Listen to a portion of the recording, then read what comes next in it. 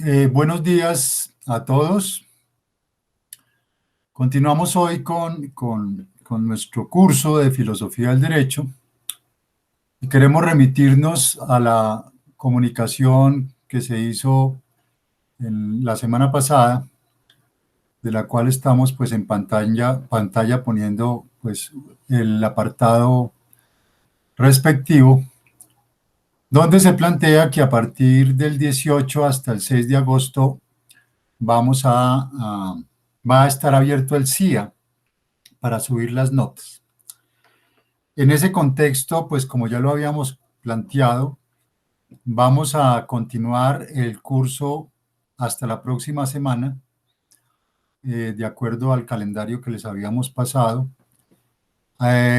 Habrá una sesión de tutoría que ustedes solicitarán a la profesora Hincapié o a mí, como quieran, ¿sí? Y la idea para nosotros es poder cerrar, bueno, y tendrán el trabajo final, que ya se les informó en qué consistirá, y cerraremos el curso antes hemos dicho, finalizando junio. Reitero, hemos dejado las clases grabadas para que ustedes, de acuerdo a las posibilidades de cada uno, puedan ponerse al día.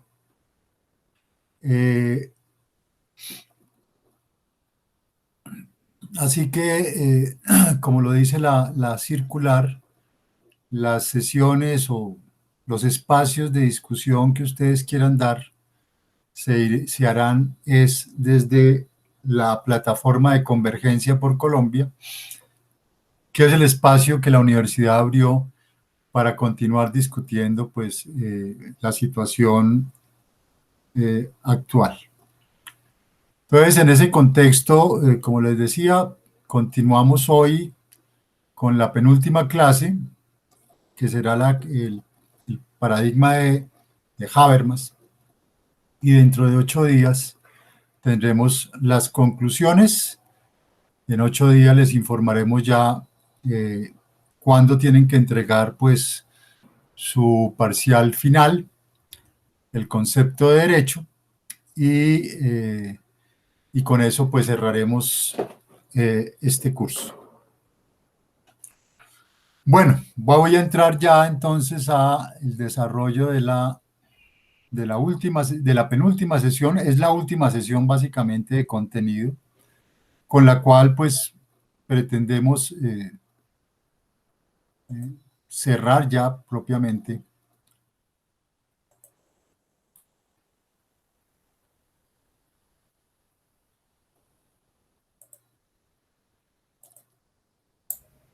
Cabe el, anotar, profe, que hay que remitirlos a la lectura también del mensaje que enviamos el 4 de junio, ¿no? Encontrarán en su bandeja de entrada el 4 de junio, cuyo asunto es modificación calendario académico, filosofía del derecho y teoría jurídica, grupo 2. Ahí aparece todo lo que usted acaba de señalar sobre las clases, sobre el examen final o sobre el parcial pendiente. Ahí está todo. sí, ya ustedes están informados pues de una parte de la clase y cómo pensamos terminarla y por qué razones. Y segundo, pues ya nos remitimos a la instrucción de la universidad, mm, para, digamos, plantear el marco general de la terminación del curso de Filosofía del Derecho con la profesora Diana Hincapié. Bueno, hoy cerramos la tercera sesión y con ella cerramos además toda la parte temática del curso, y lo hacemos pues con el paradigma de Habermas, el derecho como integrador social.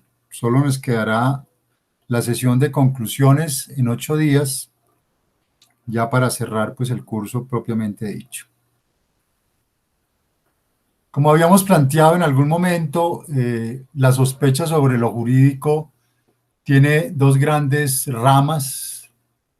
Una es el marxismo, de una parte el marxismo ortodoxo, pues que es básicamente el marxismo político, que termina siendo el marxismo, digamos, oficial, soviético, el marxismo estalinista.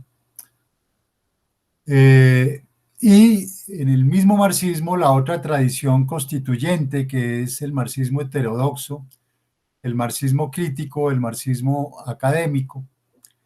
Y de este marxismo heterodoxo, que es el que abordaremos en el día de hoy, es donde inscribimos a Habermas.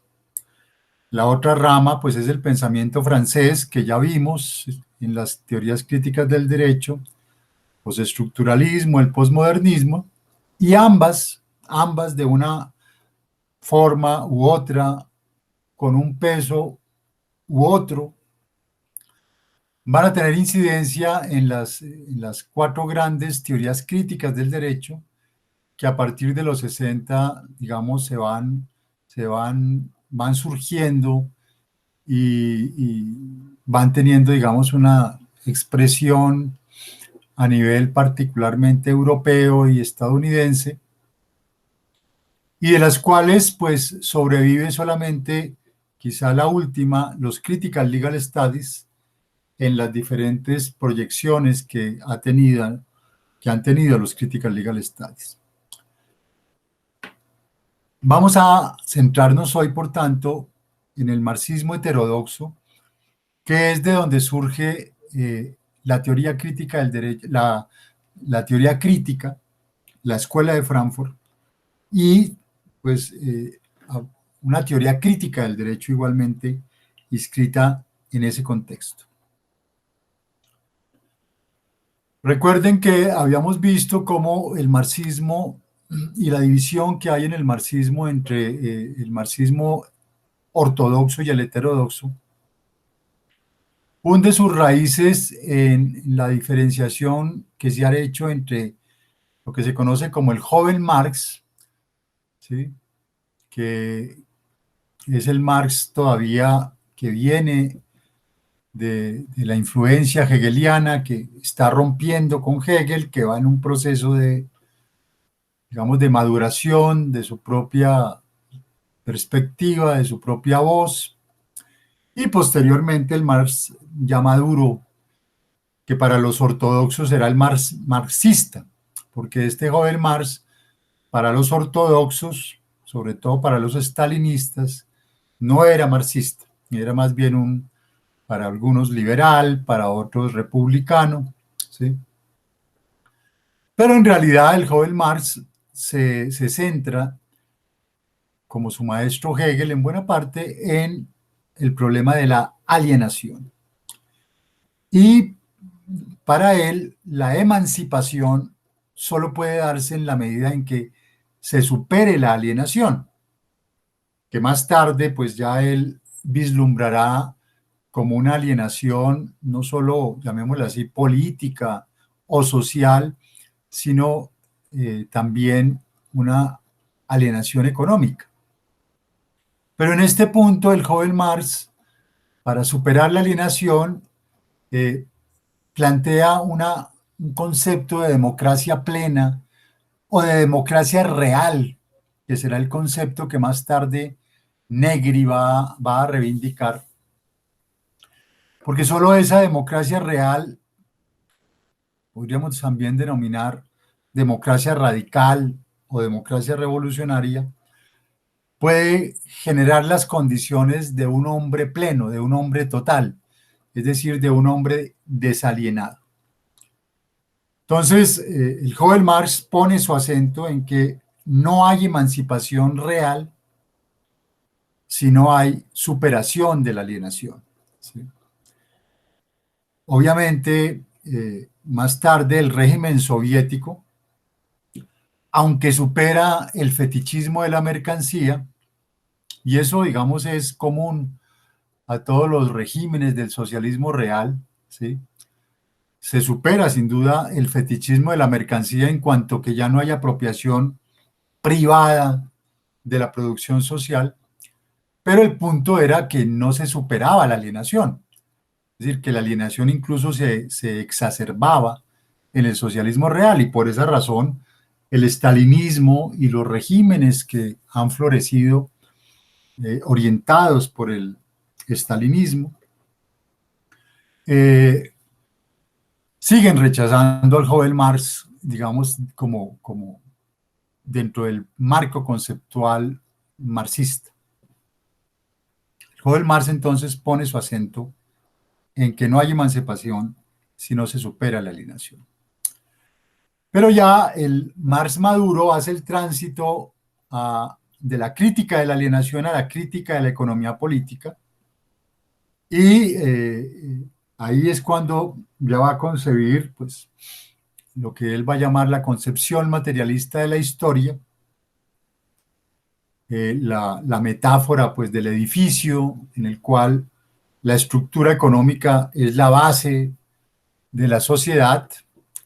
Esa estructura económica está, digamos, definida por un modo de producción conformado por unas fuerzas productivas y unas relaciones de producción que en últimas, como siempre insisto, son relaciones de producción jurídicas que regulan la propiedad, que regulan las formas de distribución, ¿sí?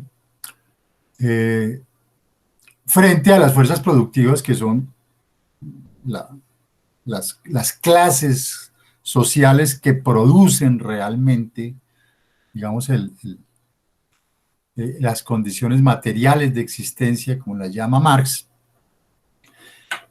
y que en un momento dado entran en conflicto objetivo, porque las relaciones de producción, es decir, las relaciones últimas jurídicas, no permiten el desarrollo de las fuerzas productivas, y ahí es donde se genera el inicio de la revolución y una superestructura que Marx va a definir como jurídica, política y formas de conciencia social, como la religión, el arte y la filosofía, que en su conjunto son ideológicas. Marx va a definir la ideología básicamente como la, digamos, la función de ella es ocultar ese conflicto objetivo del modo de producción. Es ocultarlo, es mimetizarlo, es disfrazarlo, ¿sí? Eh, y por tanto, toda la superestructura, el derecho, las, la forma Estado, es decir, la democracia representativa eh, y las formas de conciencia social se constituyen todas ellas en un velo, en una nebulosa, ¿sí? Que no permite ver eh, eh, que el conflicto real está a nivel de la estructura económica. Ese es el Marx maduro. Y de ahí surgen las dos tradiciones marxistas constituyentes, el marxismo ortodoxo, que priorizará la crítica de la economía política, y el marxismo heterodoxo, la crítica de la alienación. El primero es el marxismo más político, más revolucionario, ¿sí? Que estará, digamos, comprometido con procesos políticos revolucionarios en Rusia primero, en China más tarde, pues el trotskismo, que será Trotsky por su pelea con Stalin, que sale de Rusia y después crea la Tercera Internacional y adquiere, digamos, un carácter global. Y el marxismo heterodoxo, un marxismo más académico, un marxismo crítico, que estará representado en cuatro grandes escuelas: la escuela de Frankfurt, la escuela de Budapest, la escuela de Birmingham en Inglaterra y finalmente en parte el marxismo estructuralista, digamos, francés, que también tendrá, digamos, unas variables heterodoxas.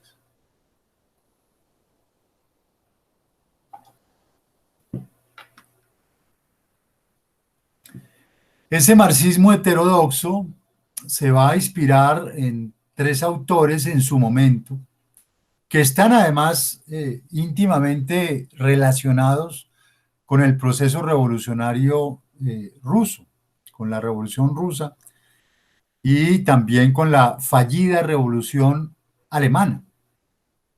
Recuerden ustedes pues que la Revolución Rusa se produce en el 17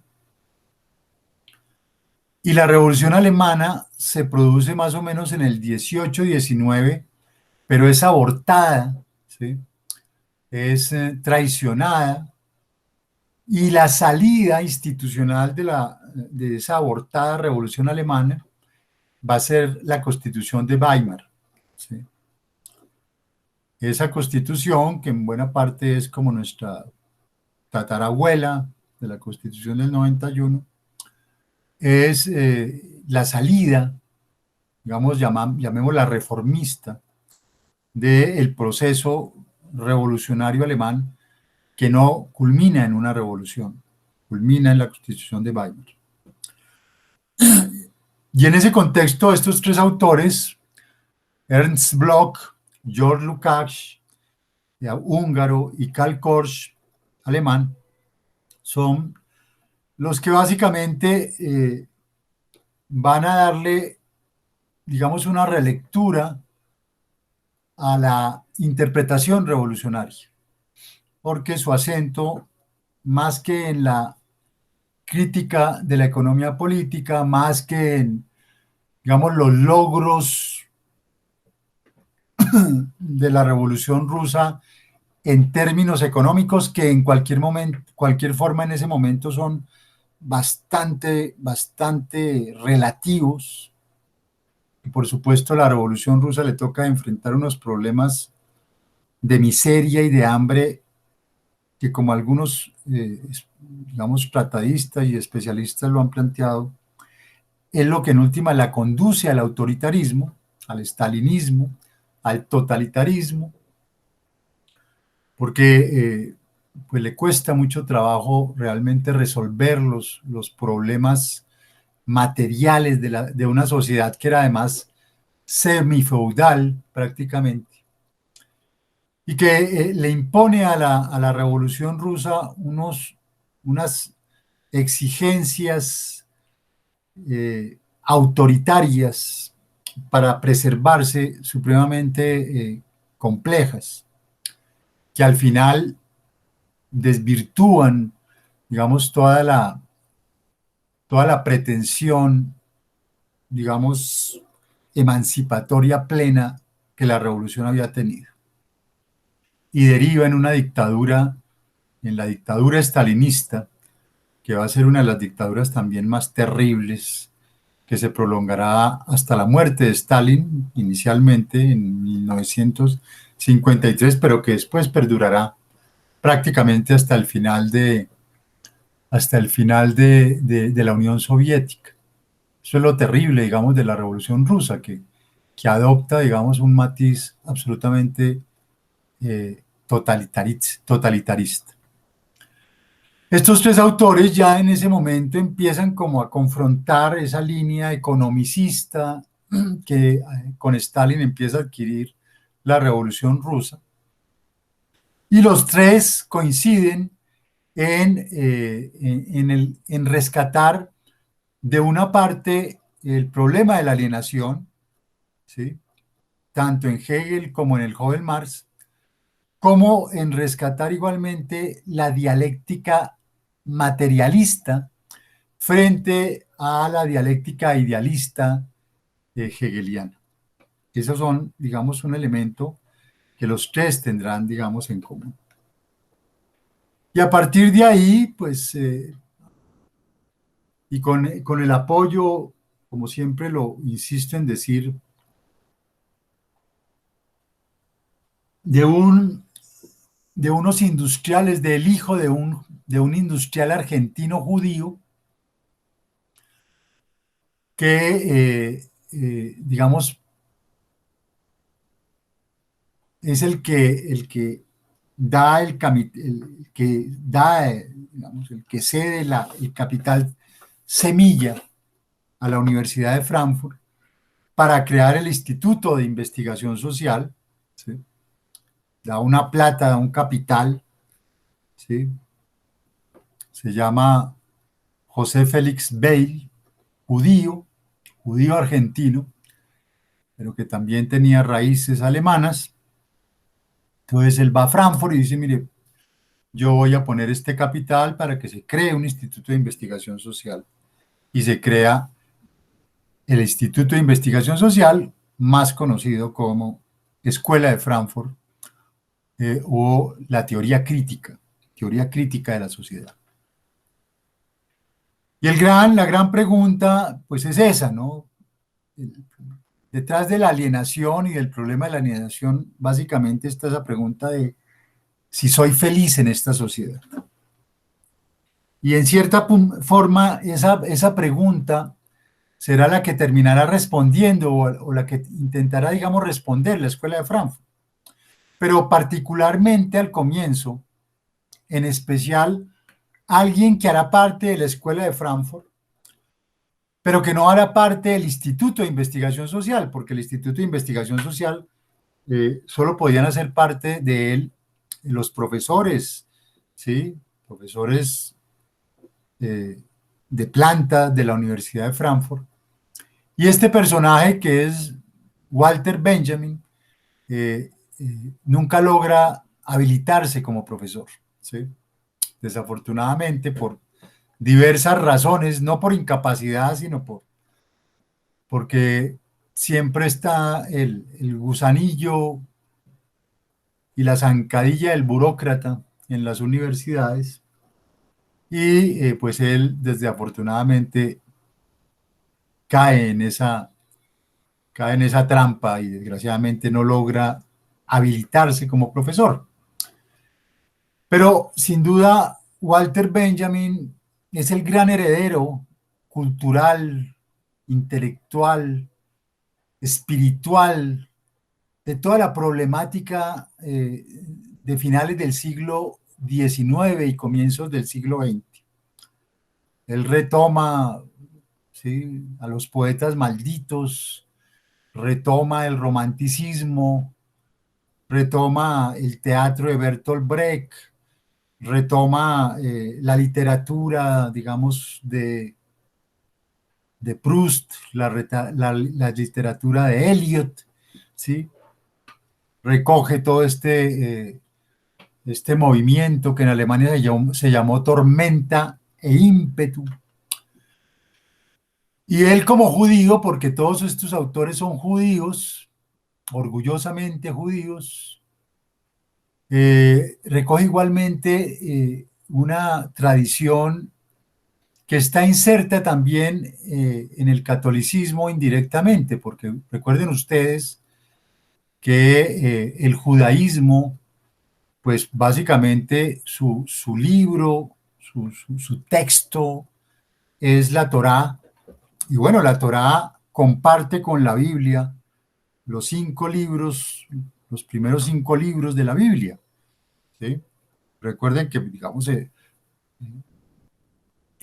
cristianismo se monta sobre el Nuevo Testamento, y, digamos, el gran planteamiento del cristianismo es que hay una línea de continuidad entre el judaísmo, que era el Antiguo Testamento, que es básicamente la Torá para los judíos, y el Nuevo Testamento, ¿sí?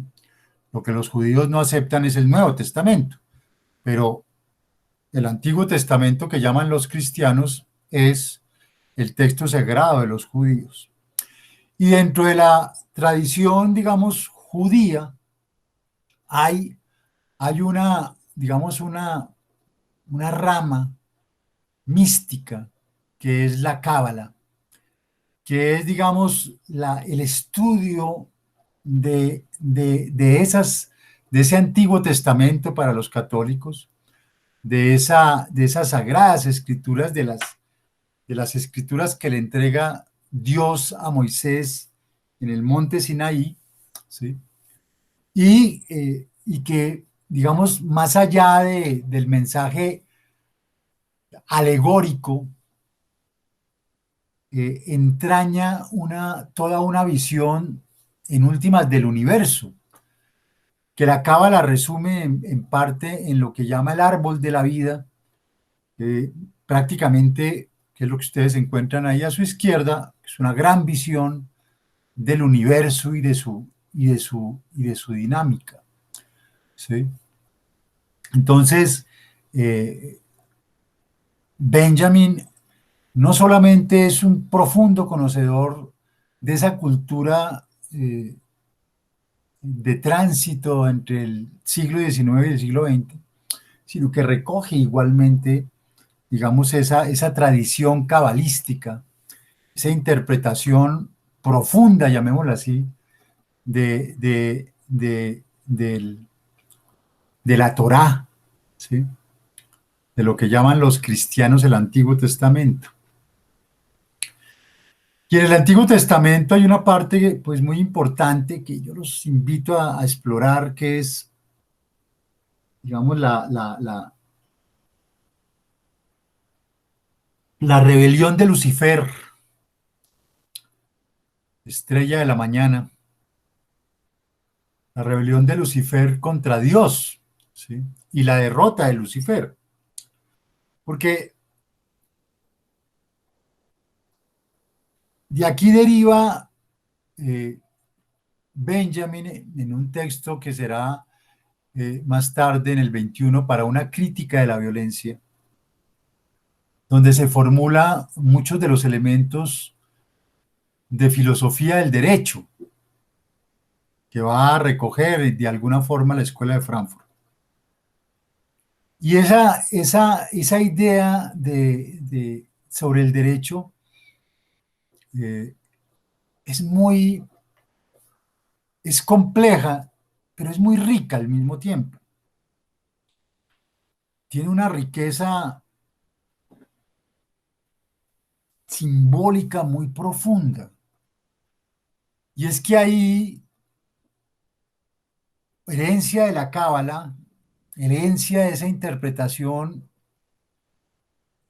judía de la Torá, el derecho es la expresión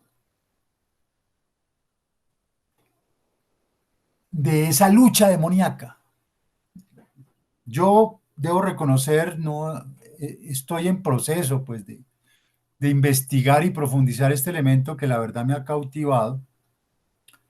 No he encontrado todavía, digamos, todos los elementos. Estoy dando una visión, llamémoslo así, un poco intuitiva. Pero básicamente, como ustedes ahí lo pueden leer en el planteamiento de Marc Sagnol, que es simplemente un comentarista de la Escuela de Frankfurt y de Benjamin. El derecho es como un mundo reificado, es un mundo alienado, un mundo mítico, impenetrable, similar al que describe Kafka en El Proceso, mundo de lo arbitrario, del que toda justicia se encuentra ausente. Es decir, el derecho no tiene nada que ver con la justicia. Ese es un punto que ya inscribiría a Benjamin en el justnaturalismo, en un justnaturalismo crítico, y en donde la condena precede a la falta. El derecho, y esto es lo que yo quiero y me impacta más, supervivencia de lo demoníaco, se opone de manera radical a la justicia. Y Eduardo Subirats, un autor español más cercano, la violencia es el elemento fundante del derecho, constitutivo de su historia, bajo el ropaje del progreso y la paz social. La violencia interviene en toda relación jurídica, ya sea como violencia fundadora, ya sea como violencia conservadora del derecho. O sea, esos dos elementos, el derecho como supervivencia de lo demoníaco, de la lucha que se da en el marco de la rebelión de Lucifer y que termina pues con la expulsión de Lucifer de los cielos y podríamos decir el triunfo de Dios y de los ángeles buenos. Ya los otros entrarán a ser los ángeles malos. De una parte, la violencia, hemos dicho, el derecho como como demonicidad, casi que el derecho como maldad, casi que como si dijéramos que el concepto de orden con el cual Dios pudo vencer a Lucifer ya estaba maldito. Dicho, Dios le toca acudir a la maldad para vencer a Lucifer, que era maldad. Porque si no, con bondad no lo podía vencer. Con bondad no podía vencer la rebelión. Tiene que de alguna manera Dios rebajarse, si ustedes quieren, al nivel de Lucifer y usar sus mismas armas. Invocar el orden, porque el orden en todo caso es el derecho. Pero ya ahí el derecho queda signado por la maldad, por la demonicidad. Y de otra parte, el derecho es violencia, que el gran mito es de que el derecho es lo que nos ha permitido superar la violencia. No, el derecho es violencia. El derecho es y continúa siendo violencia. Más tarde, en este texto también clave, la obra de arte en la época de su reproductibilidad técnica, Benjamin va a plantear que la alienación es la pérdida del aura. ¿Sí?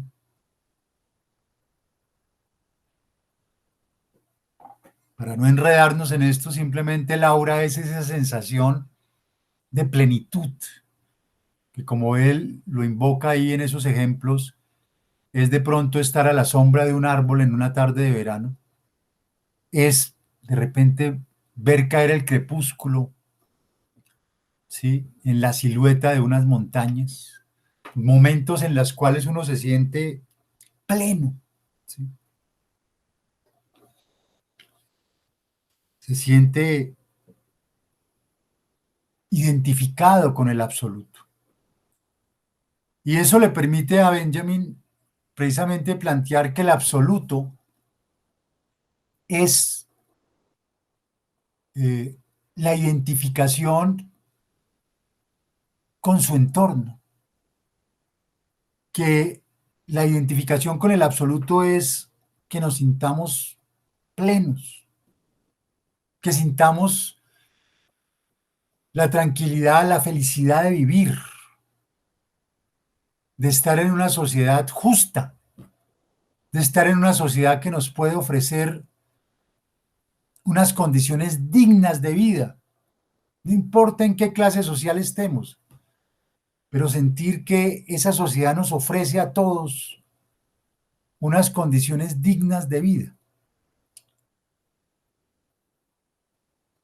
Y que el arte particularmente, hasta ese momento, se había constituido en el gran instrumento por el cual la humanidad, a través de él, encontraba un momento de identificación con el absoluto. Encontraba un momento, por eso es tan importante el arte, compañeros.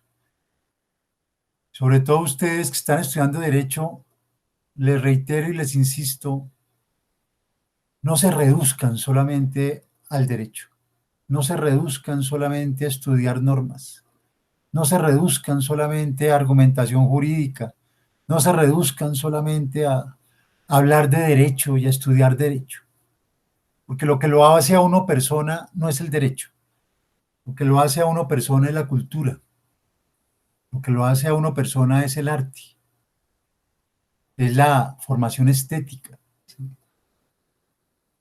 Eso particularmente a ustedes les alimenta el espíritu. No se metan al baño a leer un código. No le regalen a su amor un código como expresión de un sentimiento. ¿Sí? Porque ahí no van a encontrar la felicidad y ahí no van a encontrar el amor, ni la amistad siquiera. Entonces el arte tiene ese sentido para Benjamin. ¿Sí? como lo tiene precisamente el que gracias a él, ¿sí?, podemos en un momento, en un instante que se vuelve eterno, identificarnos con el absoluto. Y el último texto que le encuentra Hannah Arendt a Benjamin, que huye de Francia y en la frontera con España se suicida para no caer en manos de los nazis en 1939, es este que se llama Las tesis sobre la filosofía de la historia. Y recogiendo este cuadro de Paul Klee, el Angelus Novus, plantea que ese Angelus Novus es como el ángel de la historia, que es arrastrado por un viento, ¿sí?, que lo va a estrellar contra el mundo, un huracán que lo va a estrellar contra el mundo, y ese huracán es, dice Benjamin, lo que llamamos progreso. Este es un texto clave, reitero, Hannah Arendt después se lo lleva a sus compañeros, a Horkheimer, Adorno, Marcuse, que han logrado exiliarse en Estados Unidos, pasaron de Alemania por ser profesores, pudieron ir hasta a Inglaterra, y de Inglaterra saltar a Estados Unidos, donde son acogidos inicialmente por la Universidad de Columbia y después van a la Universidad de California, en California, Horkheimer y Adorno en la Universidad de California en Los Ángeles, UCLA, y Marcuse, donde morirá, la Universidad de California en San Diego. Hannah Arendt se quedará, si no estoy mal, como profesora de la Universidad de Columbia, ¿sí?, si no estoy mal. En todo caso, se queda en Nueva York. Y ella les lleva este texto que tenía Benjamin en su maleta al suicidarse.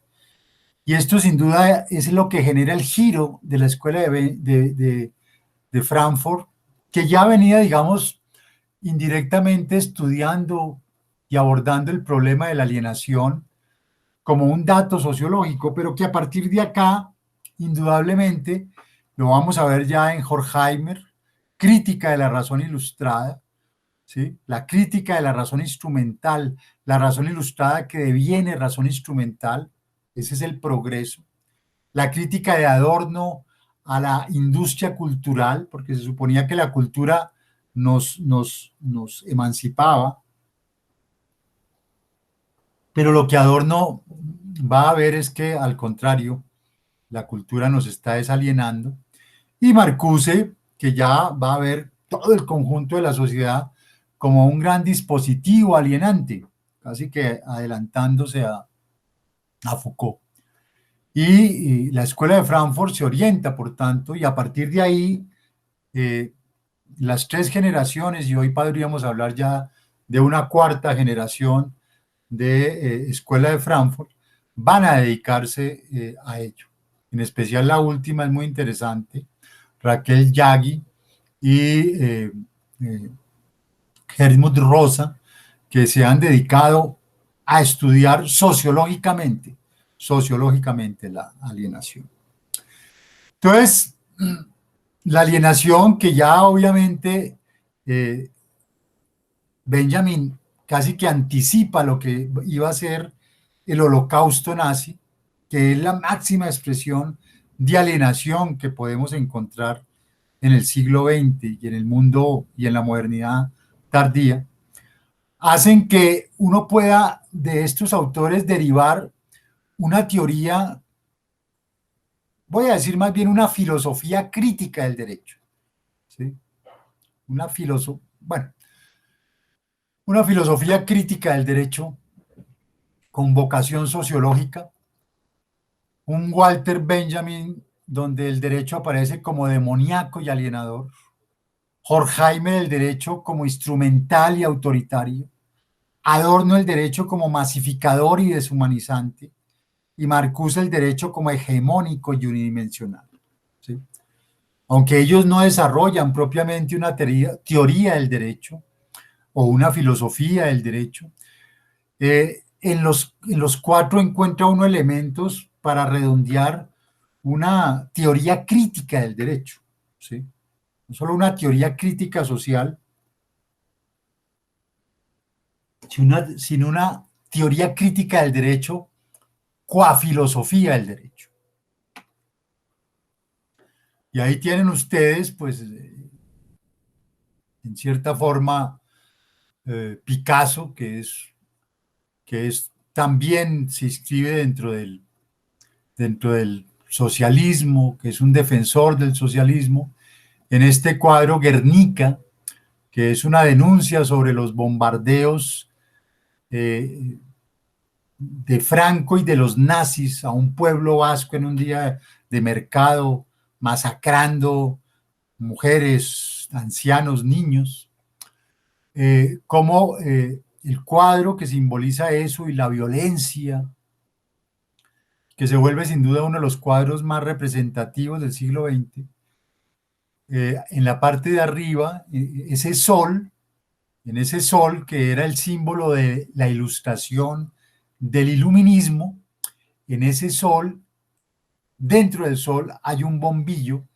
Esa es la mejor manera que ustedes pueden simbolizar la razón instrumental, el progreso, ¿sí? Porque la gran idea de la ilustración era que la razón nos iba a conducir al progreso y nos iba a permitir superar la superstición y superar los tiempos oscuros de la Edad Media. Y sin embargo, a la luz de esa razón instrumental se produce todo esto, ¿sí? En el siglo XX, todo esto. La crítica, ese es el Angelus Novus, el ángel de la historia que se estrella, impulsado por eso que llamamos progreso, como dice Becher. Pues las tres escuelas críticas, la escuela de Frankfurt, la escuela de Birmingham y la escuela de Budapest, abordarán cada una en una orientación diferente el problema de la alienación. La escuela de Birmingham en Inglaterra, la crítica de la alienación como ideología, la escuela de Budapest en Hungría, la crítica de la alienación en la vida cotidiana. Entonces, esos son los antecedentes de los abogados de la escuela de Frankfurt, además, que recogen, digamos, todo el planteamiento, que recogen, digamos, la polémica de Schmitt contra Kelsen, que gana Schmitt, recuerden ustedes, frente a un Kelsen, al primer Kelsen que ha planteado la norma fundamental como vacía. Schmitt le dice que es un inocente, que es un cándido, que el contenido de la norma fundamental es político y es la distinción amigo-enemigo. Y estos dos autores, que son los abogados de la Escuela de Frankfurt, que además van a apoyar a los fiscales en los juicios de Nuremberg, y que hacen parte de la Escuela de Frankfurt, Franz Neumann y Otto Kirchheimer, que van a mostrar cómo la distinción amigo-enemigo se apodera del derecho y del constitucionalismo liberal a través del formalismo procedimental y el burocratismo jurídico. Es decir, que esa distinción de Schmitt, y ustedes lo pueden encontrar en la jurisprudencia de nuestra Corte Constitucional, ¿sí? Que no logra superar muchas veces el formalismo jurídico, que es donde el autoritarismo de la Constitución del 86 quedó presente en la Constitución del 91. ¿Sí? Un fantasma recorre la Constitución del 91 y es el fantasma del autoritarismo de la Constitución del 86 que se expresa en el formalismo característico del campo jurídico colombiano. Entonces ellos dos van a confrontar esa distinción amigo-enemigo de manera más directa que la que pudieron confrontar o como la pudieron confrontar Horkheimer y Adorno y Marcuse. Ellos van a dar la pelea con Schmitt y van a mostrar que frente a esa distinción amigo-enemigo, lo único que quedaba era potenciar la libertad política frente a la libertad jurídica, frente a la juridicización de la libertad, y que igualmente era la justicia política frente a la justicia procedimental. Era la justicia como expresión, como la vimos en Rawls, de un consenso político constituyente, de un consenso político social, la que tenía que ser la instancia de corrección de la justicia procedimental, ¿sí? Y de ese formalismo exacerbado del derecho.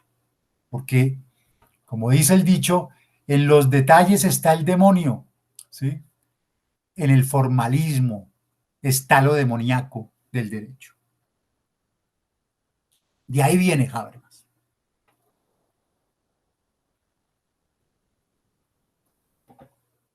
Habermas, que para muchos es un filósofo porque creen que todo lo que es complicado de leer es filosofía, pero que realmente es un sociólogo, como todos los exponentes de la Escuela de Frankfurt, que siempre han, digamos,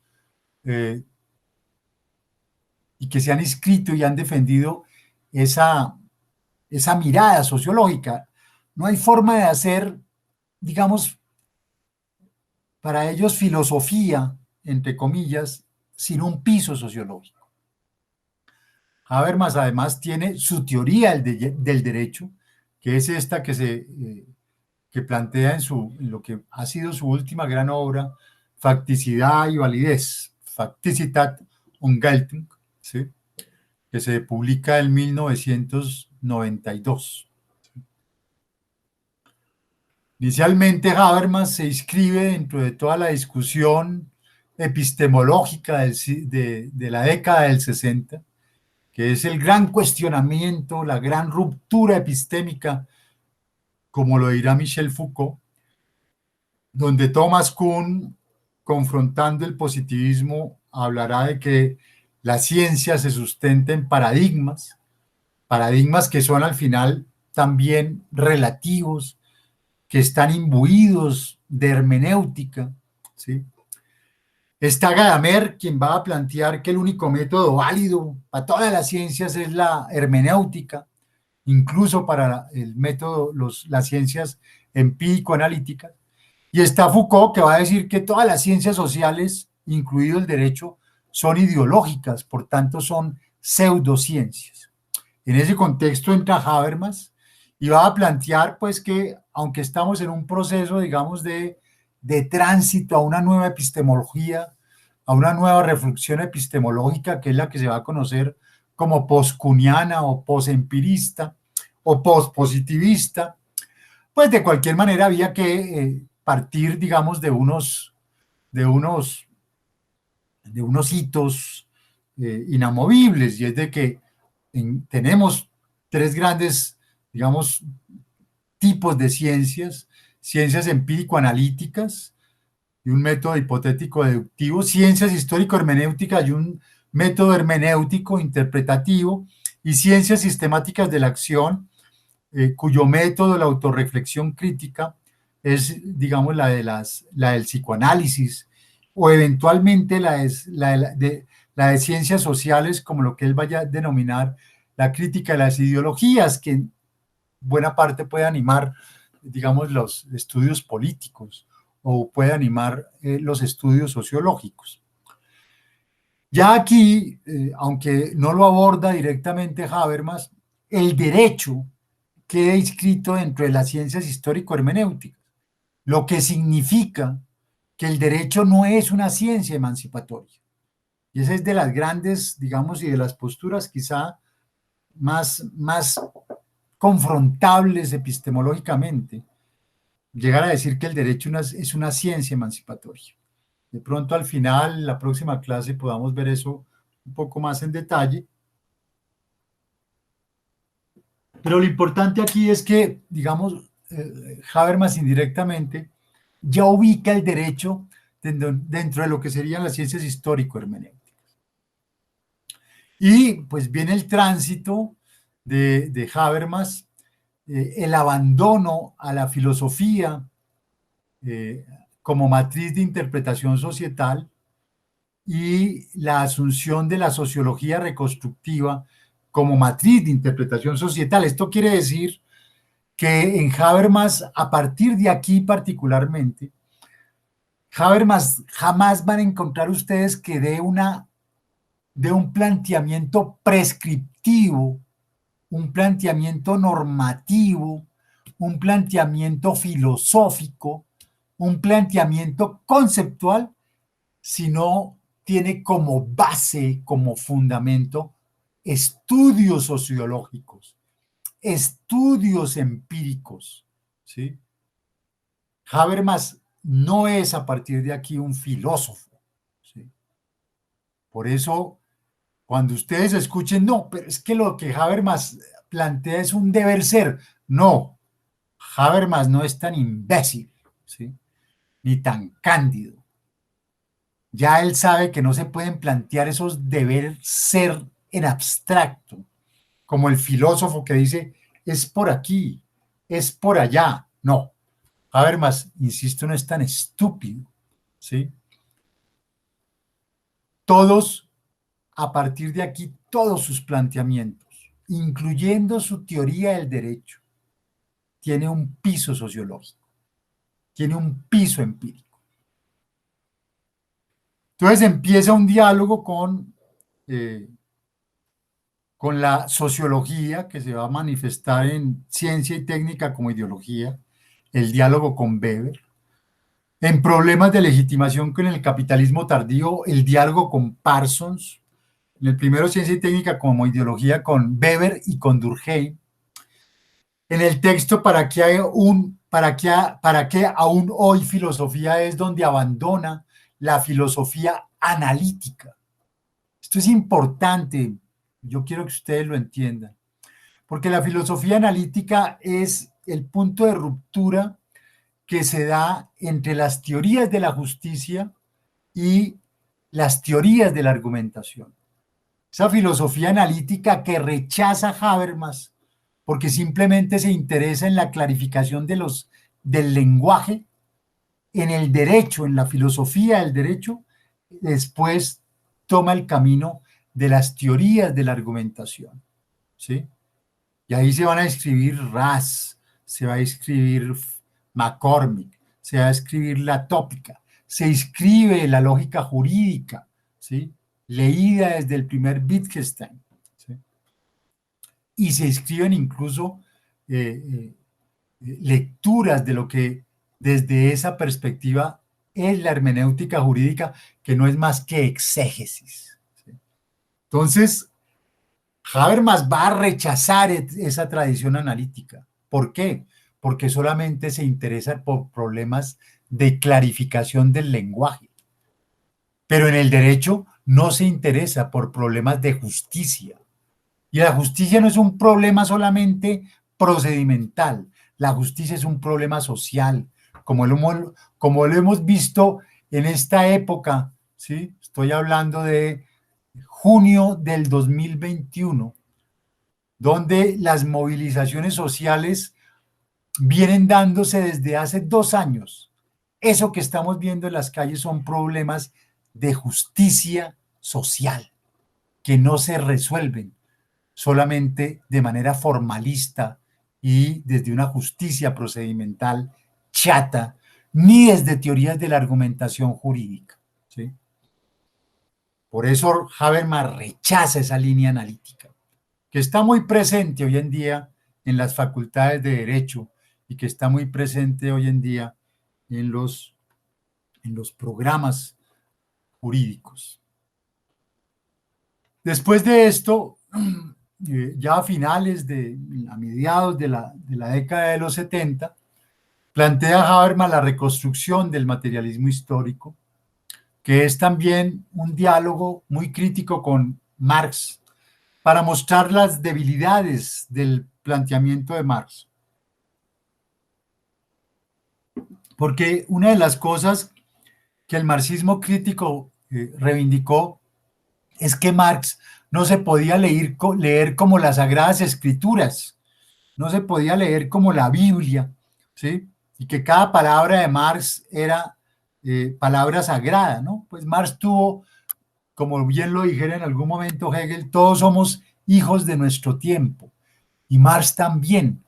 Marx fue un científico, ¿sí?, inscrito en el siglo XIX, con las bondades, con los adelantos, con los avances, pero también con las deficiencias, con las debilidades, ¿sí?, eh, del siglo XIX. ¿Sí? No podía, no era un profeta que viera el futuro, ¿sí?, y pudiera adivinar lo que iba a pasar. ¿Sí? Y los avances que podían tener el conjunto de las ciencias, tanto empírico-analíticas como sociales y hermenéuticas. Entonces Marx carga también una serie de vacíos y el marxismo carga una serie, sobre todo Engels, recoge, proyecta una serie de vacíos en el planteamiento científico de su momento, uno de los cuales es que el concepto de trabajo social había quedado reducido a reglas técnicas, que se va a ver expresado en el famoso opúsculo de Engels, El papel del trabajo en la transformación del mono en hombre, donde Engels le apuesta al trabajo, digamos, el catalizador de la transformación del mono al hombre. Pero resulta que no fue el trabajo el catalizador y el fundamento de la sociedad humana, sino que el fundamento de la sociedad humana fue la prohibición del incesto. Y la prohibición del incesto es básicamente una prescripción comunicativa.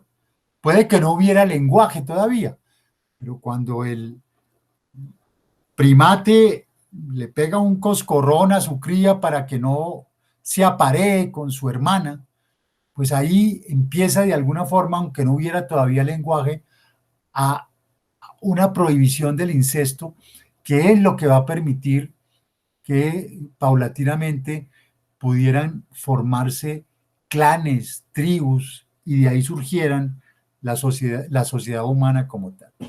Entonces el marxismo, obviamente, tiene vacíos, aquí lo pone Habermas de presente, y es lo que le permite, digamos, saltar ya a lo que va a ser un estudio sistemático del papel de la comunicación en las sociedades contemporáneas, que desarrollará en la teoría de la acción comunicativa del 81, que va a tratar precisamente de responder a dos preguntas de investigación que había logrado, digamos, madurar durante prácticamente 20 años.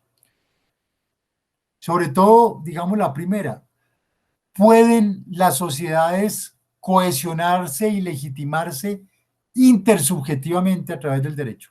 Es decir, ¿cómo se constituye una sociedad? Una sociedad, ¿cómo se consolida?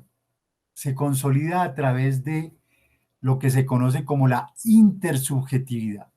Eso que ustedes van a empezar a escuchar del tejido social, el tejido social se construye intersubjetivamente, es decir, en el diálogo con otros, en la interacción con los otros, ¿sí? No somos átomos, ¿sí? No somos átomos que solamente estemos pensando en términos de producción, de competencia, de trabajo, como lo dice el neoliberalismo. Somos personas que construimos la totalidad social a partir de nuestras interacciones. Esas interacciones son tremendamente ricas, son comunicativas, ¿sí? Son actos del habla, son actos sociales, son actos interpersonales. Eso es lo que se llama intersubjetividad. Pero la pregunta que se va a hacer Habermas es: ¿será que el derecho puede lograr eso? ¿Será que el derecho y las normas jurídicas pueden lograr esa cohesión intersubjetiva, ¿sí? Y segundo, ¿qué papel emancipatorio, ¿sí?, juega la comunicación en las sociedades complejas? ¿Cuál es el papel de la comunicación? ¿Puede la comunicación en un momento dado reemplazar la acción violenta? ¿Puede la comunicación reemplazar la violencia? Esas son las preguntas, digamos, que se hace Habermas, ¿sí? Y la respuesta que va a dar en los dos tomos de la teoría de la acción comunicativa, el primero, que es para analizar la teoría del derecho de Max Weber, primer tomo de la teoría de la acción comunicativa, es una reconstrucción de la teoría del derecho, no de la filosofía del derecho, de la teoría sociológica del derecho de Max Weber y del concepto de legitimidad legal racional, que ya en algún momento nosotros lo vimos cuando vimos a Weber y a Parsons y a Luhmann. Y el segundo tomo es para analizar la teoría sociológica del derecho de Parsons.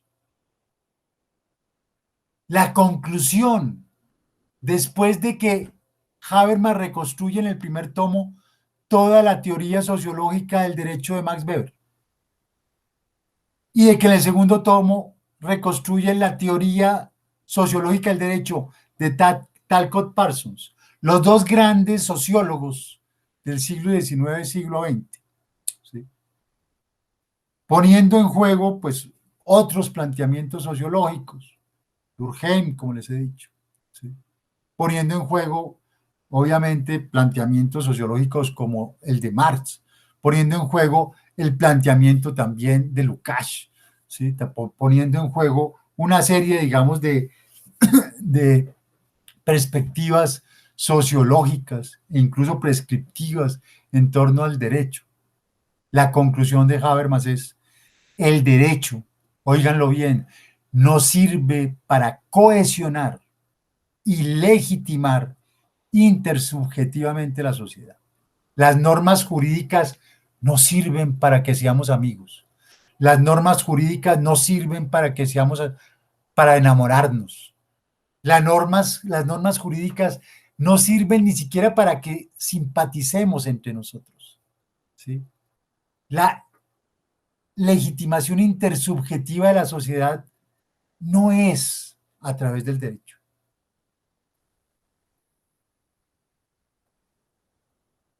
Por tanto, el derecho no es emancipatorio. El derecho no sirve para dar un paso adelante. El derecho puede servir para regular, pero no sirve para emancipar.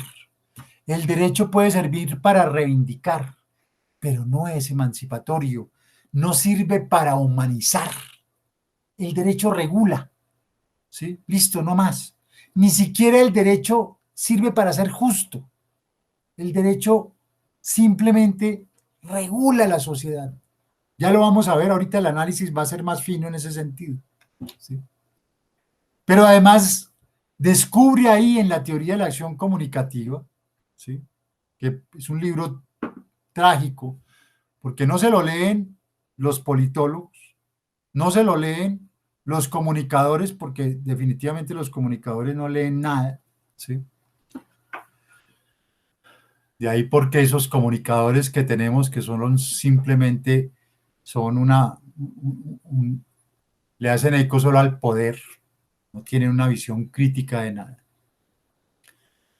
Y no se lo leen quien tendría que leérselo de primeras, que son los profesores de sociología jurídica, porque los dos tomos de teoría de la acción comunicativa son dos tomos de sociología jurídica.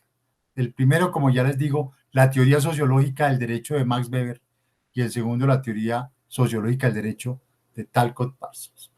Pero ahí descubre Habermas, y este es uno de los diagnósticos más agudos, más profundos, sociológicos sobre el derecho, de que el derecho lo que hace es fungir como el colonizador interno del mundo de la vida.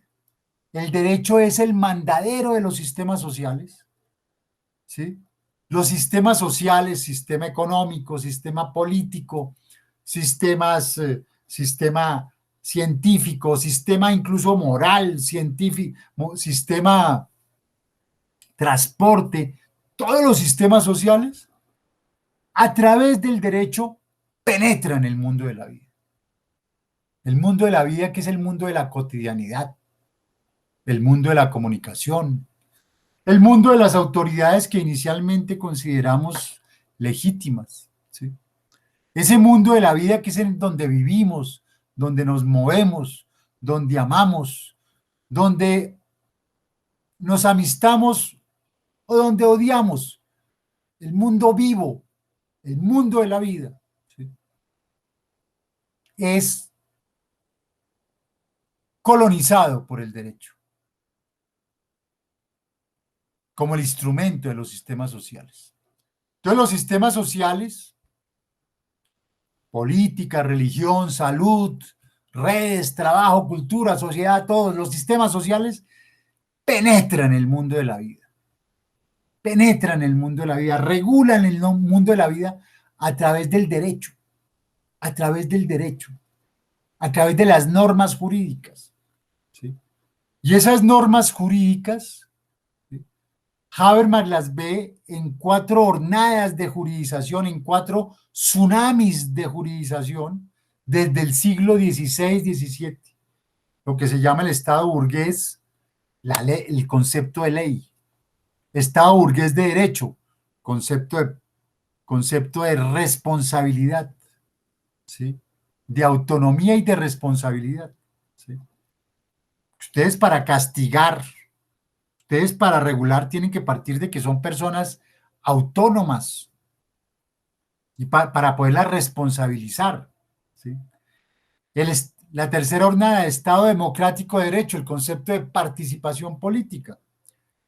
Y la mayor colonizadora del mundo de la vida, la mayor colonizadora del mundo de la vida, la que ha penetrado el mundo de la vida de manera más sustancial, el Estado social de derecho, porque es la constitucionalización, ¿sí?, de la esfera privada, porque es la juridización de la esfera privada y porque es la juridización y la constitucionalización de todas las esferas de la sociedad. Ustedes lo ven en la jurisprudencia de la Corte Constitucional. Ya no hay una sola instancia de la vida social que no sea susceptible precisamente de ser juridizada. Entonces el derecho se constituye en el gran colonizador, ¿sí?, del mundo de la vida. Y por tanto eso genera un horadamiento progresivo de las tradiciones vivas, de las tradiciones constitutivas de las comunidades, ¿sí?, que van siendo reemplazadas, van siendo no solo reemplazadas, van siendo reguladas jurídicamente, ¿sí?, reguladas jurídicamente. Entonces ya pónganse a pensar ustedes, nomás en las normas de higiene que tienen que cumplir las fritanguerías. Si de repente antaño la rellena tenía su sabor particular por haberse hecho en un aceite tal, ahora las normas jurídicas con aceite de otra especie, ¿sí?, estandarizado, ¿sí?, para que cumpla las normas higiénicas globales y que no venga acá un gringo y se nos envenene comiendo rellena. Entonces ya esa rellena pues no va a tener el mismo sabor, por poner ese ejemplo así un poco extremo, ¿sí? Entonces toda la realidad cotidiana es al pretender ser regulada jurídicamente, al ser regulada legalmente, va lentamente perdiendo su sentido vivo. Las tradiciones van siendo lentamente reemplazadas por regulaciones jurídicas. Y ese horadamiento de las tradiciones, ¿qué genera? ¿Sí? Un enfriamiento de las relaciones sociales. Entonces, al ensancharse el derecho positivo, al ensancharse la legalidad, al ensancharse y extenderse y adensarse, ¿sí?, la normatividad, se produce un enfriamiento de las relaciones sociales, se produce un encapsulamiento instrumental de la comunicación. Se producen fenómenos de masificación y de despersonalización. Esos fenómenos que Edward Hopper, ¿sí?, describe, un pintor estadounidense, en sus cuadros, esa soledad, ¿sí?, la soledad de las mujeres, de los hombres, la soledad de los ancianos, ¿sí? Los invito a que vean estos cuadros de Edward Hopper que realmente a mí me fascinan, ¿sí?, porque describen precisamente esa condición contemporánea, esa condición de desgarramiento, esa condición de abismalidad de la modernidad tardía, y que son la expresión de esa masificación, de esa despersonalización, de esa soledad, de esa incomunicación que vivimos hoy en día. Una estudiante de la Universidad de los Andes, que hacía doble programa de Derecho y Literatura, alguna vez en un trabajo que, lástima, yo no conservé, hizo un paralelo entre esas jornadas de juridización y la literatura en Colombia desde el siglo XIX, para mostrar cómo en La Manuela, en La María, en La Vorágine y en Cien Años de Soledad podíamos rastrear esas jornadas de juridización de las que hablaba Habermas para el primer mundo. Habermas va a tratar de revertir ese proceso en lo que él va a llamar la ética del discurso. La ética del discurso es básicamente la pretensión de que con el consenso, ¿sí?, que Habermas formula en dos principios. El principio U, consenso restringido, solo son válidas las normas cuyo cumplimiento pueda ser libremente aceptado por todos los afectados. Perdón, el principio D, solo son válidas las normas que cuenten con el consentimiento de todos los participantes en un discurso práctico, consenso restringido. Principio U, solo son válidas las normas cuyo cumplimiento pueda ser libremente aceptado por todos los afectados. Pongamos de ejemplo una asamblea. Solo son válidas las normas que cuenten con el consentimiento de todos los participantes en un discurso práctico. El consenso es de todos. Pongamos de presente, por ejemplo, un parlamento. Solo son válidas las normas que cuenten con el consentimiento de todos los participantes en un discurso práctico, contra la regla de mayoría. Y el principio U es: los que no estuvieron en esa asamblea, los que no estuvieron en ese parlamento, tienen que aceptar eso libremente sin coacción, ¿sí? O sea, los dos principios están buscando un consenso restringido en el espacio de concertación y un consenso ampliado para los que no estuvieron en ese espacio de concertación. Si eso no se produce, ¿sí?, entonces no hay por qué obedecer esa norma, no hay por qué obedecer esa decisión, ¿sí? Si yo no fui tenido en cuenta en el espacio de concertación, yo no tengo por qué entonces, aunque la mayoría haya tomado esa decisión, seguirla. Pero si yo no estuve ahí y después quieren imponérmela, yo tampoco tengo que estar de acuerdo con eso y puedo acudir ¿a qué? A la desobediencia legítima, a la desobediencia civil. Entonces, Habermas intenta que con el consenso podamos oponernos a la cosificación del mundo de la vida. ¿Sí? Y por eso para él la comunicación consensual, el consenso, puede ser emancipatorio. Y ahí se produce el giro jurídico, que paradójicamente viene alimentado por una crítica de quien es su alumno, Robert Alexy.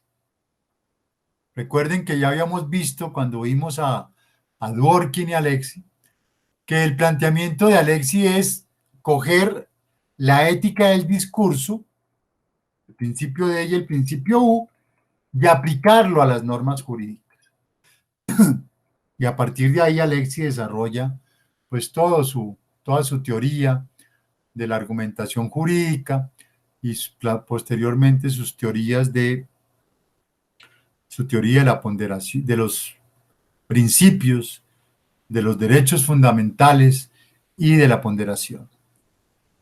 Pero ahí Robert Alexy le hace una crítica a Habermas, le dice en su libro Concepto y validez del derecho, que la teoría de Habermas no puede continuar si no es como una teoría del derecho, que su teoría de la acción comunicativa no puede desarrollarse realmente, que la acción comunicacional no puede desarrollarse si no es como una teoría del derecho. Y Habermas realmente toma muy en serio el planteamiento de Alexy, el guantazo, como yo a veces digo, y empieza a pensar el derecho. Podríamos decir que en teoría de la acción comunicativa Habermas había desarrollado una crítica desde lo que Hart llamaría el punto de vista externo, que define la legitimidad y la eficacia del derecho. Empieza a partir de la crítica de Alexy a desarrollar una crítica, pero desde el punto de vista interno del derecho. ¿Sí? Inicialmente en las conferencias Tanner en Salt Lake City, tierra de los mormones, que serán publicadas bajo el título Derecho y Moral, editadas por David Sobrevilla, va a plantear pues, un primer acercamiento que muestra, digamos, lo poco que Habermas conocía, sabía de derecho. ¿Sí? Queda por detrás de Alexy en cuanto a la estabilización del punto de vista moral en los procedimientos jurídicos. Queda por detrás incluso, si acaso, de Kelsen, a la altura de Kelsen, pero ni siquiera alcanza a Rawls. Se nota que no había leído con calma a Rawls. Pero ya empieza a ver en el contrato social, en el planteamiento de, digamos, en la ecuación derecho y política, una luz al final del túnel. Y será en el libro Soberanía Popular, como en el texto, perdón, en el artículo Soberanía Popular como procedimiento, que está escribiendo para los 200 años de la Revolución Francesa, pero que se produce también en el marco de la caída del muro de Berlín, donde realmente Habermas, digamos, concreta su teoría del derecho, su idea de una teoría del derecho. Aquí cuestiona el autoritarismo del estalinismo, cuestiona el olvido de la cuestión democrática por parte de Marx, que es el que ambienta el autoritarismo estalinista, que hoy seguimos viendo, ¿sí? Desgraciadamente en muchas latitudes. Muestra cómo el derecho positivo, cómo el positivismo jurídico hipostació la soberanía popular en la perspectiva del legislador, cómo la soberanía popular quedó resumida al Parlamento y pone de presente que la soberanía popular no se reduce al legislador y no se reduce al Parlamento, y que es necesario leer la soberanía popular en clave anarquista y comprender que tiene que ser vista desde no solamente los textos jurídicos, no solamente desde la ley, sino desde los procesos societales en curso. Es decir, que la Corte Constitucional, cuando se vaya a pronunciar sobre muchos de los decretos, leyes que se hayan podido hacer en estos momentos, ojalá la interprete no solamente desde el texto del jurídico, sino desde los contextos sociopolíticos, desde las movilizaciones sociales que se han visto, ¿sí? Y que se han expresado en términos de desobediencia en nuestro contexto. Cae el muro de Berlín. Y entonces su teoría del derecho, facticidad y validez va a plantear su concepto de derecho en 3 niveles. A nivel epistemológico, el derecho va a ser visto como categoría de la integración social. A nivel ontológico, como medium de la integración social. Y a nivel axiológico, el derecho va a ser visto como legítimo solo cuando se fundamenta en el consenso. No hay derecho legítimo si no está de alguna manera mediado consensualmente, si no hay, digamos, una pretensión de consenso, ¿sí?, en su inspiración. Y va a plantear, acudiendo a la metáfora de la doble cara de Jano, las 2 caras del derecho. El derecho tiene que mirar, por supuesto, hacia la integración sistémica, que es lo que hace siempre. Lo que hace el derecho es mirar siempre, regular los sistemas sociales. Pero el derecho no se puede reducir a solamente integrar sistémicamente la sociedad. El derecho también tiene que integrar socialmente a la sociedad. Esa es, digamos, la gran aspiración, y ese es el gran objetivo de esta teoría del derecho de Habermas. Que el derecho también integre intersubjetivamente a la sociedad. Que el derecho de alguna manera pueda ser un instrumento, un sustento de reconocimiento intersubjetivo de la sociedad. Que nos podamos ver reflejados en el derecho.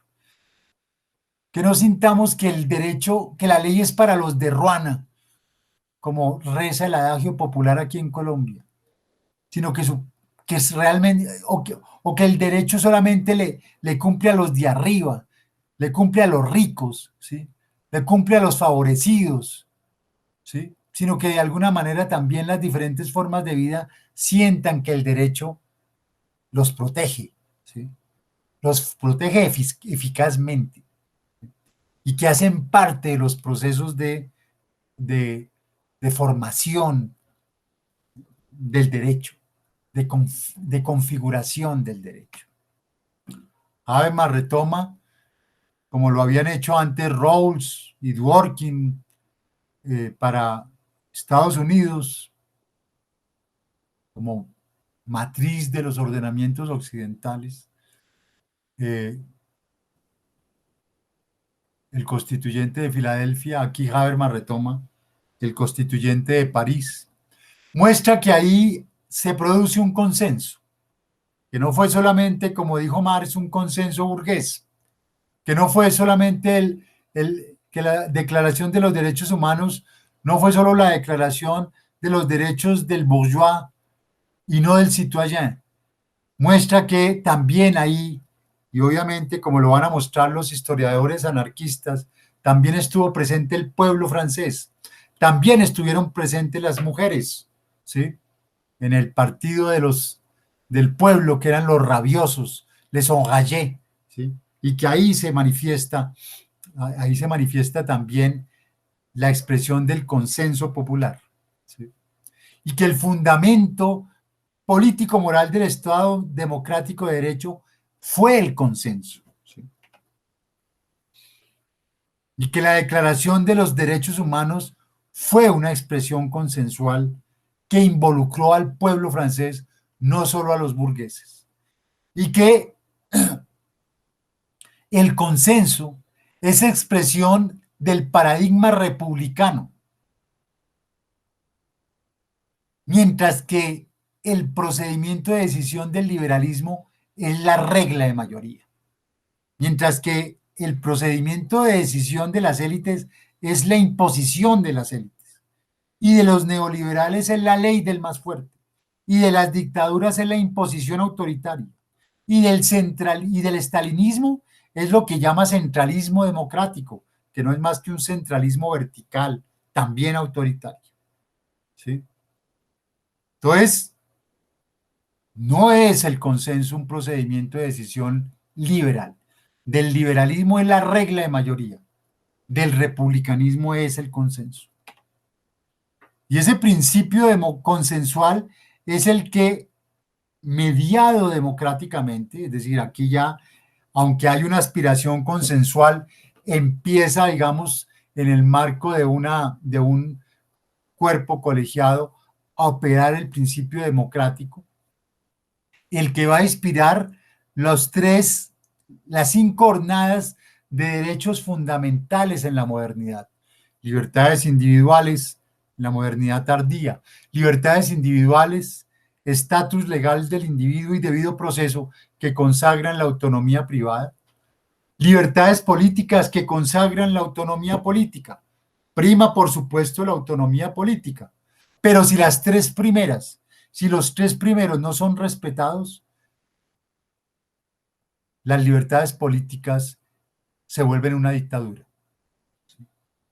Y finalmente, derechos fundamentales a condiciones tecnológicas, sociales y ecológicas de vida buena. Ahí en ese contexto se desarrollan las deliberaciones del constituyente francés y muestra Habermas que en esas deliberaciones hay 3 tipos de discusiones. Discusiones morales que tienen una pretensión de justicia para todos. De ahí surge el Poder Judicial. Deliberaciones políticas que tienen una pretensión de justicia para nosotros. De ahí surge el Poder Legislativo. Deliberaciones pragmáticas que tienen una pretensión de justicia para algunos. De ahí surge el Poder Ejecutivo. Habermas lo que quiere es mostrar que la orientación político-moral de la justicia es justicia para todos, no justicia solo para nosotros y mucho menos justicia solo para algunos. La pretensión de justicia es justicia para todos. Y entonces, con ese planteamiento, entra Habermas a hacer a partir de un diagnóstico sociojurídico de las decisiones judiciales de jueces justnaturalistas, jueces realistas y jueces positivistas. Entra Habermas a mostrar cómo en los jueces justnaturalistas la decisión del juez depende de la tradición y la justicia es indeterminada en beneficio de los de igual etos. Entonces, los que comparten mi eticidad, a ellos yo los favorezco. En los jueces realistas, la decisión del juez depende de la discrecionalidad del juez, ya sea discrecionalidad social, realismo escandinavo, realismo psicológico, ya sea realismo norteamericano, eficacia social.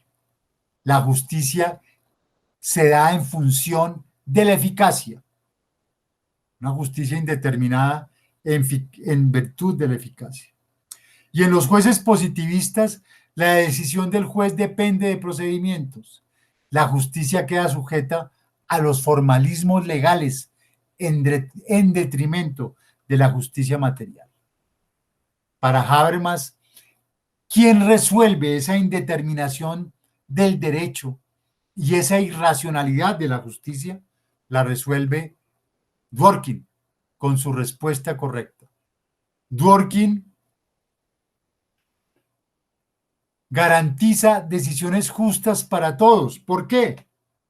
Porque el derecho como integridad, a través de las 3 etapas, preinterpretativa, interpretativa y posinterpretativa, permite que la decisión judicial se exprese y manifieste su racionalidad sistemática, ¿sí? Que pueda ser efectivamente en esos tres momentos, en esas tres etapas que Dworkin pone de presente con el juez Hércules, manifieste y ponga de presente la racionalidad, la sistematicidad de la decisión judicial acudiendo a los principios. Sin embargo, la debilidad de Dworkin es la decisión monológica del juez Hércules, que no es una decisión dialogada, que no es una decisión consensuada, que el juez Hércules se puede en un momento dado saltar toda la comunidad jurídica, se puede saltar la opinión pública. ¿Quién corrige esa desviación monológica del juez Hércules? Robert Alexi y las reglas de argumentación jurídica. Alexi introduce la dinámica dialógica dentro de los procedimientos jurídicos, como lo vimos en su teoría de la argumentación jurídica, en las reglas de la argumentación jurídica. Pero ¿cuál es la debilidad de Alexi? Su teoría de la ponderación, porque la teoría de la ponderación propicia decisiones buenas para algunos. Hagamos un paréntesis. Recordemos cómo en el contexto colombiano Diego López ha amalgamado la teoría del balanceo de Dworkin con la teoría de la ponderación de Alexi. En la interpretación constitucional, el folleto de la Escuela Judicial de Arabonilla, Diego López ha planteado que la Corte Constitucional da como forma de balance, que un test es una formulación verbal que la Corte Constitucional da como forma de balancear y ponderar entre intereses contrapuestos. Los test que utiliza la Corte Constitucional son ponderación concreta para el balanceo de derechos fundamentales. Amalgamó a Dworkin y Alexi. Ya vimos que eso es errado, ¿sí? Que la teoría del balanceo no pondera, que la teoría del balanceo acude, como lo había sugerido Rawls, a una jerarquización de los principios, que es la lectura que hace Rawls y Dworkin de los principios de Filadelfia. Y por eso se opone a la teoría de la ponderación, ¿sí?, de Alexi, ¿sí? Entonces, por un lado estaría la teoría del balanceo, ¿sí?, de los principios de Dworkin y Alexi, de Dworkin y Rawls, que no es discrecional, ¿sí?, porque acude a la jerarquización de los principios, y por el otro la ponderación de Alexi, donde hay una gran discrecionalidad del juez. Habermas rechaza la ponderación. ¿Por qué? Porque en los casos de aborto, porque en los casos difíciles, aborto, eutanasia, todos los casos difíciles que ustedes quieran plantear, cuando el juez, si yo soy un juez formado en un colegio confesional, en un colegio religioso, ¿sí?, en un colegio en Colombia católico o cristiano, si yo después he estudiado en una universidad católica o cristiana o en una universidad confesional, ¿sí?, frente a un caso, por ejemplo, de aborto o de eutanasia, cuando yo tengo que escoger entre el principio de dignidad humana o el principio de libertad, yo, formado como anteriormente en mi primaria y bachillerato en un colegio confesional, formado en una universidad confesional, yo como juez, ¿qué principio voy a escoger frente a otro? Voy a escoger dignidad humana frente a libertad. Si yo, por el contrario, fui educado en un colegio público en un colegio no confesional, en un colegio progresista, ¿sí? Si estudié en una universidad progresista, en una universidad pública, en una universidad no confesional, yo voy a escoger el principio de libertad por sobre el de dignidad humana. En ambos casos, la escogencia, la elección que yo hago como juez de un principio o de otro, no es una elección jurídica, es inicialmente una elección ética, desde mi ethos particular, desde la formación que yo he recibido. Y después yo entro a justificarla jurídicamente. Por eso Habermas rechaza la teoría de la ponderación. Entonces, rechaza igualmente la metodología de trabajo del Tribunal Constitucional alemán, que es ponderación y caso concreto. Por eso Habermas no es bienvenido en la Corte Constitucional colombiana, porque la crítica de Habermas, capítulo 6, al Tribunal Constitucional alemán es la misma crítica que se le podría plantear a la Corte Constitucional alemana, a la Corte Constitucional colombiana, que trabaja con la metodología de ponderación y caso concreto. Habermas va entonces a la Corte Suprema de Justicia, retoma el argumento de Duncan Kennedy, de que en los casos difíciles los magistrados toman decisiones políticas e ideológicas. Y ve Habermas en las decisiones de los magistrados, que han adoptado dos paradigmas eh, de manera prioritaria. Un paradigma liberal de democracia formal, que prioriza los actores privados, ¿sí? Que prioriza la economía de mercado. Un paradigma republicano, no del Partido Republicano, no es del GOP, no es del Greater Party, no es del Partido Republicano de Trump. Un paradigma republicano de adjudicación constitucional que prioriza la democracia directa, que prioriza las mayorías activas, ¿sí?